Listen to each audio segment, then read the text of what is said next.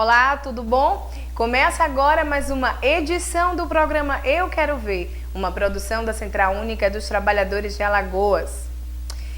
E a Central Única realizou o Encontro Regional de Planejamento Nordeste. O encontro foi realizado na cidade de João Pessoa. E para a gente saber mais sobre os assuntos abordados nesse encontro, a nossa equipe conversou com Luciano dos Santos, ele que é diretor da CUT Alagoas.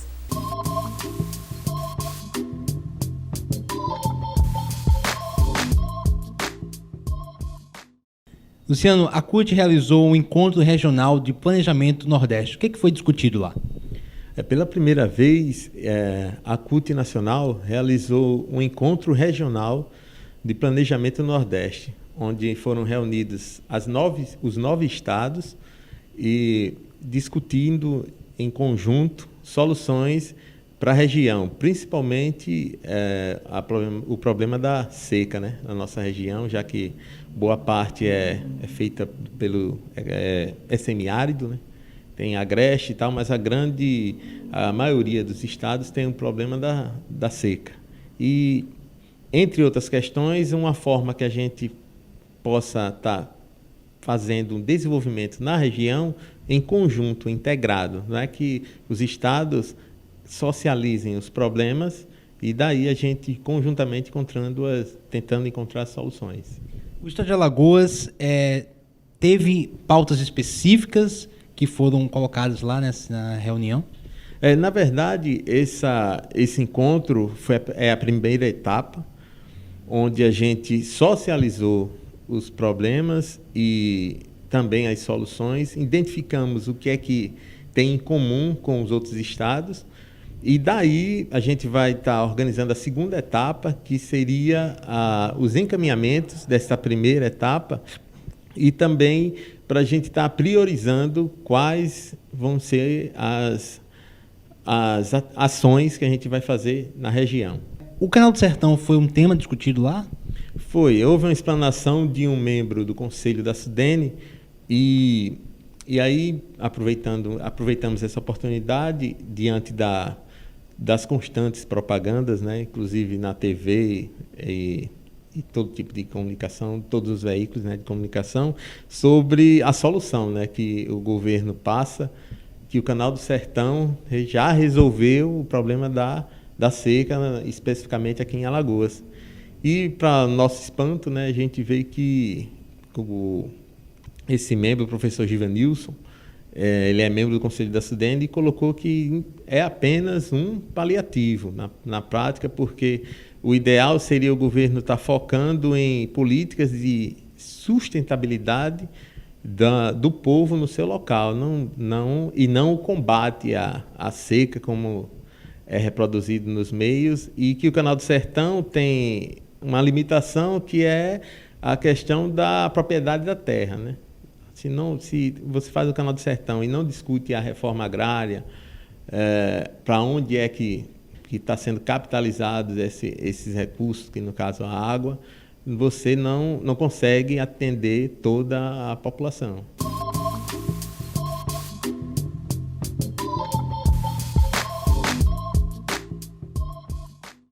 Alessandro Fernandes, ele que é presidente do Sindisaúde, conversou com a nossa equipe sobre os resultados da campanha salarial dos servidores aqui da capital.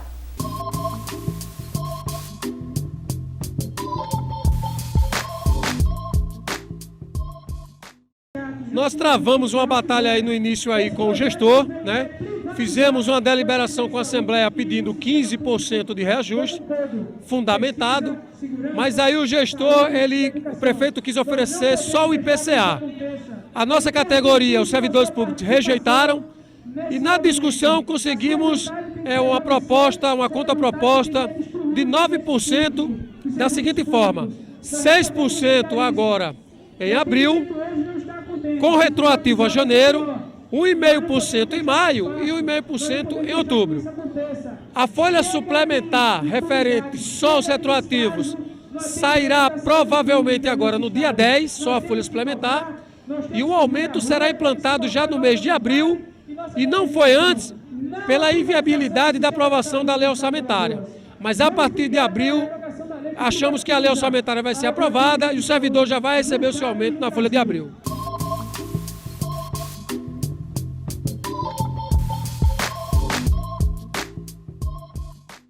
E você fica agora com o material da TV dos Trabalhadores, a TVT lá de São Paulo. E começamos com uma notícia muito triste. Vidreiros fizeram protestos hoje em frente à fábrica Wheaton do Brasil, em São Bernardo do Campo.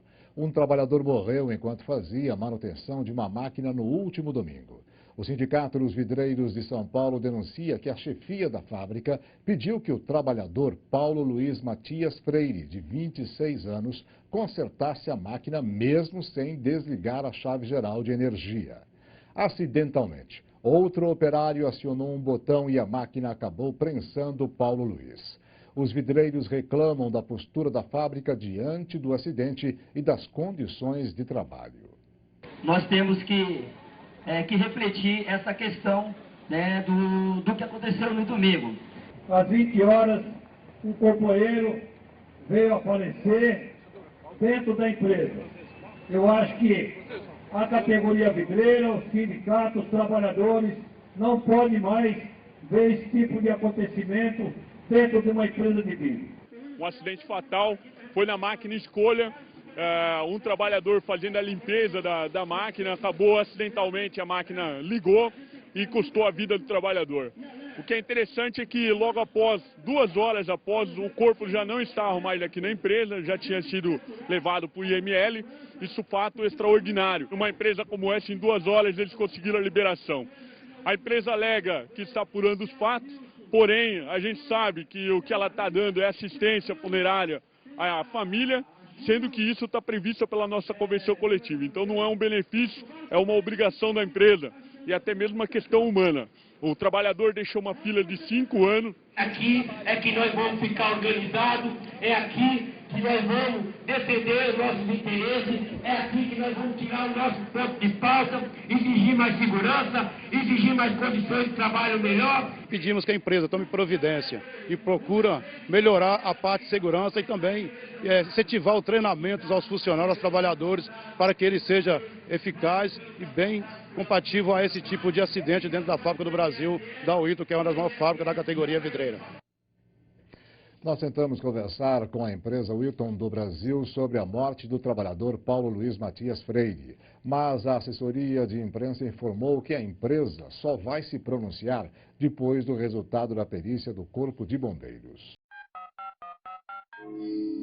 Foram ouvidas 4 testemunhas de acusação hoje. O primeiro testemunho foi do marido da Laísa, o José Gomes Sampaio, que contou a história do conflito de terra que teria originado o assassinato. Um pequeno fazendeiro chamado José Rodrigues, que é o acusado de ser o mandante do assassinato, comprou um pedaço de terra dentro do assentamento. Não se sabe direito o valor, alguns falam 100 mil, outros 60 mil reais, de uma traforária daqui de Marabá, chamada Neuza Santos. O problema é que terras de assentamento não podem ser vendidas e nem compradas. Mas o fato é que ele comprou, as pessoas no assentamento sabiam que a terra era ele comprou da Neuza Santos, e existiam 3 famílias, ou chefes de família morando nessa área que ele comprou.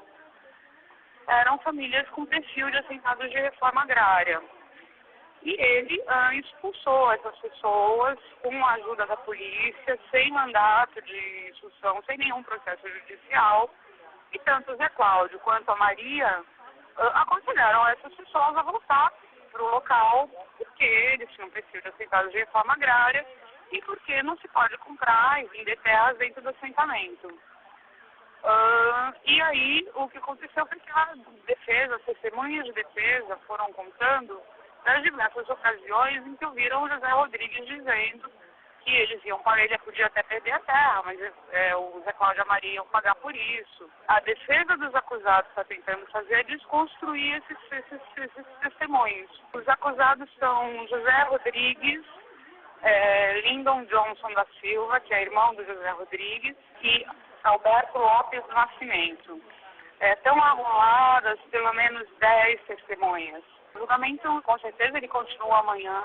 Hoje estava marcado para começar um dos maiores julgamentos da história do país, o do massacre do Carandiru.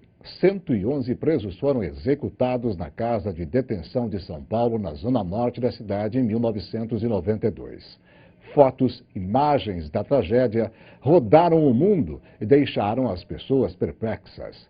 Mas só agora, 20 anos depois, 26 dos 84 policiais militares envolvidos vão a júri popular. E em 2 décadas, 5 deles já morreram. Mas 4 horas depois do julgamento começar, uma jurada passou mal e o juiz remarcou a data para segunda-feira que vem. Para a pastoral carcerária, além dos policiais, o Estado também precisa ser penalizado pelo massacre do Carandiru. Entre as testemunhas de acusação estão ex-presidiários, um agente penitenciário e o perito criminal que cuidou do caso. Agora, entre as testemunhas de defesa, destacam-se Luiz Antônio Fleury Filho, que era governador de São Paulo na época, 3 desembargadores que eram juízes criminais quando ocorreu o massacre, além do secretário de Segurança Pública, Pedro Franco de Campos. O processo é um dos maiores da Justiça de São Paulo, com mais de 50 mil páginas. Ao todo, serão julgados 79 policiais militares. Nesta primeira fase do julgamento, os réus que estão sendo julgados são os policiais que entraram no 2º pavimento do presídio do Carandiru, onde foram mortos 15 detentos. Não adianta você querer pôr no banco dos réus o soldado que foi para a guerra. Mas quem fez a guerra que deve ser posto no banco dos réus? O Estado da época e o Estado que mantém o encarceramento em massa e que mantém os massacres em todo o Estado do Brasil, todo o país. O massacre do Carandiru aconteceu no dia 2 de outubro de 1992, quando 111 detentos foram mortos e 87 ficaram feridos durante a invasão policial para reprimir uma rebelião no pavilhão 9 do presídio do Carandiru. Desde 1992, 5 dos 84 réus já morreram. Um deles é o coronel da PM, Ubiratã Guimarães, que dirigiu a operação. Para o padre Valdir, da Pastoral Carcerária, que acompanha o caso há mais de 20 anos, só haverá justiça se o Estado for responsabilizado. Nós gostaríamos muito que fosse punido o Estado que criou essa situação. Segundo, que as vítimas fossem indenizadas, familiares, esposa, filhos, as mães. Começou hoje em São Paulo o 6º Encontro Nacional de Comunicação da CUT. Durante os 3 dias, o ENACOM discute mecanismos de ampliação da rede de informação da classe trabalhadora. E vários outros temas, como a necessidade de um novo marco regulatório da comunicação e a liberdade de expressão, também estão no debate. Democratização da comunicação e liberdade de expressão foi o tema que abriu a programação do 6º ENACOM. Para o jornalista, sociólogo e professor de ciência política, Vinícius Lima, é difícil entender por que o Brasil não avança na questão da democratização dos meios de comunicação, que para ele é a porta de entrada para outros direitos do cidadão. Então eu tenho interesse de entender o que nos diferencia, o que faz com que no Brasil questões que em outros países têm sido tratadas, dentro do marco liberal, da democracia representativa liberal, por que não avança? O jornalista Paulo Moreira Leite, autor do livro que contesta o processo do Mensalão, questionou por que só agora que as sentenças já saíram, a imprensa conservadora dá espaço para as dúvidas, erros e contradições do julgamento. E concorda que é preciso construir uma imprensa popular, uma rede alternativa ao sistema privado de comunicação. Outros setores da sociedade, eles precisam também se expressar. É parte da modernização do Brasil que aquelas pessoas que antes eram espectadoras da imprensa, elas passam a querer ser protagonistas. João Brant, do coletivo Intervozes, lembrou que o atual marco regulatório das comunicações é de 1962 e que os artigos da Constituição de 1988, que abordam o tema, não foram regulamentados até hoje. Diante do desinteresse do poder público, o Fórum pela Democratização dos Meios de Comunicação vai apresentar um projeto de lei de iniciativa popular propondo uma nova legislação. Para isso, espera reunir 1.500.000 assinaturas. Nós achamos que era uma responsabilidade do próprio movimento fazer essa pressão por meio de um projeto de lei de iniciativa popular. Esperamos que ela possa ter repercussão de fato na sociedade e que isso impulsione de fato a aprovação e discussão num projeto de comunicação. O PT admite que há discordância com o governo federal em relação à urgência de um novo marco regulatório. O secretário nacional de comunicação do PT lembrou que o partido vai apoiar o projeto de lei de iniciativa popular. Nós vamos apoiar o projeto, já há uma resolução de a gente entrar aqui em entendimento, ver quais são os termos e passar a apoiar essa iniciativa da CUT, né, e do movimento para recolher essas assinaturas necessárias e dar início ao projeto de iniciativa popular. Tem mulher no hip hop. Mulheres de verdade, que lavam, passam, cozinham, amam, vivem, trabalham e ainda militam nas causas femininas. Elas reuniram as próprias vivências e colocaram em livro e CD. É o projeto Perifeminas, idealizado pela Frente Nacional de Mulheres do Hip Hop. Habilidade, sem estar em vantagem ou desvantagem, só depende da sua vontade. Você sabe de quem é a responsabilidade. Preste atenção ao seu redor, olhar na bola do olho de cada um, veja só. Não estou só, na garganta nova, de milhões. Miliano na luta nós estamos. E o que me resta agora é cantar, e no mic metralhar, MC Lion, pronta para atirar. No sistema da opressão, sigo essa missão. Guerreiras fortes somos. Guerreiras sem dúvida. Shirley é cabeleireira. Jo, vendedora numa metalúrgica. Chayane é arte educadora. Elas são 3 das 60 mulheres do hip hop de São Paulo que publicaram suas poesias e histórias no livro Perifeminas. Uma conquista inédita dentro da cultura hip hop, o movimento que reúne grafite, DJ, o break e o rap. Esta poesia cantada. A tipicalidade você sabe, hoje não me engano, me espanto, nem tanto, me levanto e vou à luta. Mesmo sendo a última, posso me tornar a primeira, persistência, a chave dependente. No hip hop é muito difícil você ver só mulheres participando de um livro. Então esse livro para mim é uma conquista muito grande. E a gente conseguiu dar esse primeiro passo. Este marco histórico faz parte do projeto Perifeminas, idealizado pela Frente Nacional de Mulheres do Hip Hop. Para chegar até a edição do livro, as mulheres participaram de uma série de oficinas. Lá a gente discutiu um pouco a linguagem literária, né? Porque a gente não tem tanto esse conhecimento e pra gente foi bacana pra caramba. Tivemos aulas de redação, falamos sobre gírias, falamos como escrever um livro, sobre o marketing, sobre a publicação, toda a parte editorial. Tem mulheres que estão participando do livro que eu sou fã, mas não sabia a história dela. Porque quando você vai procurar alguma coisa documentada de mulheres no hip hop, você não acha, você pode procurar. Então, para mim, muito assim, fico orgulhosa por estar fazendo parte de um momento histórico, uma coisa que vai servir como fonte de pesquisa. São justamente as histórias de vida, as conquistas e os dramas do dia a dia as fontes de inspiração da maioria dos textos publicados por essas mulheres do hip hop. Alguns anos atrás, um molequinho de 8 anos chegou para mim e falou: tia, me leva para casa. Aquilo marcou muito assim a minha vida como pessoa. Poxa vida, eu vou ter que fazer alguma coisa relacionada a essa situação. E aí, tia, dá R$1, me leva para casa, tô passando mal. Tô com sede de justiça, tô com fome de dignidade. E aí, tia, vem ser minha família, vem matar minha vontade.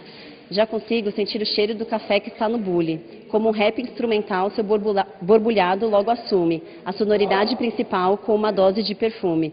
O bolo de fubá convida todo sábado como de costume. Para você eu vou olhar, em suas doces mãos vou tocar. Tenho muito a agradecer. Obrigada por me resgatar. Não somos tão frágeis, nós também somos nas camisas. De tênis, sandália ou salto, batom nos lábios, sobreviventes nessa terra fria. Cultura se faz, se preserva, cultiva e cria. Resgatamos tradições em tempos modernos com muita alegria. E além de fazer história no livro, essas mulheres do hip hop também cantam. Com elas, as palavras voam. Este é o nome do primeiro CD do Odisseia das Flores, grupo de rap formado por Jo, Chay e Letícia, que, como já sabemos, tem muito o que dizer. As minas representam e têm talento com ideias construtivas, atitude e conceito.